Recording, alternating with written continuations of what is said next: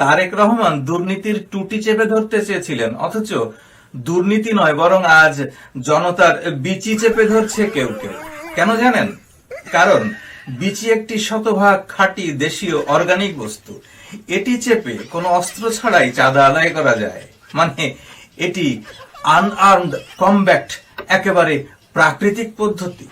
কোনো অস্ত্রের ঝনঝনানি ছাড়াই মাত্র এক চাপে ৭০ লাখ টাকা আদায়ের এই অনন্য কৌশল বিশ্বে একেবারেই বিরল। সহজ কথায়, আপনি বিচি চাপছেন মানেই টাকা ছাপছেন, চাপছেন ছাপছেন, চাপছেন ছাপছেন। এই অভিনব পদ্ধতির জনক আমাদের সকলের পরিচিত বরিশাল্লা লিটু। ভাইরাল হওয়া ভিডিওতে তার হাতের যে ক্ষিপ্রতা, প্রিসিশন আর অ্যাকুরেসি আমরা দেখেছি, তা দেখে বোঝা যায় এটি তার প্রথম শিকার ছিল না।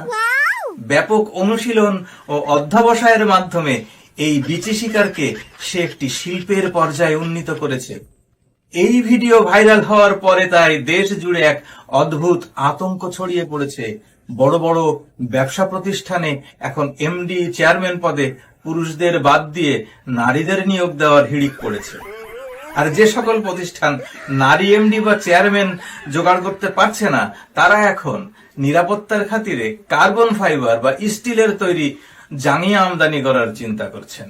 তবে একটি দুঃখের বিষয় হলো, এই মেধাবী চাঁদাবাজ লিটু এবং তার বৈপ্লবিক আবিষ্কারকে বিএনপি এখন আর তাদের নিজেদের বলে দাবি করতে পারছে না। কারণ ভিডিওটি ভাইরাল হওয়ার পরই তারা তড়িঘড়ি করে লিটুকে অস্বীকার করেছে বা ত্যায্য করেছে। আমি মহানগর যুবদলের সাধারণ সম্পাদক হিসেবে দায়িত্ব নিয়ে বলছি, সে যুবদলের কোথাও কোনো কমিটিতে, আমার জানা মতে জেলায়ও নেই এবং মহানগরের এবং ওয়ার্ডের কোনো কমিটিতে একটি সদস্য পর্যন্ত নেই। নিন্দুকেরা বলছে এ ধরনের মেধাবীরা যখনই ধরা পড়ে তখনই বিএনপি নাকি তাদের পরিত্যাগ করে। এটা ঠিক না। নেটিজেনদের মতে এই অভ্যাস বিএনপির পরিত্যাগ করা উচিত। কারণ এই ধরনের প্রতিভা ও রাজনৈতিক আবিষ্কার এই মুহূর্তে বিএনপির ব্যাপক প্রয়োজন। কারণ এই সরকারের আমলে পবিত্র ঘুষ বাণিজ্য, শুদ্ধ চাঁদাবাজি আর নির্মূল খুন ধর্ষণ এক উচ্চ মার্গীয় রূপ ধারণ করেছে।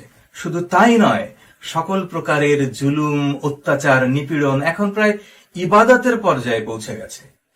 আর এর জন্য আমাদের স্বরাষ্ট্রমন্ত্রী শতভাগ প্রশংসার দাবি রাখেন। আপনার কি মনে হয়?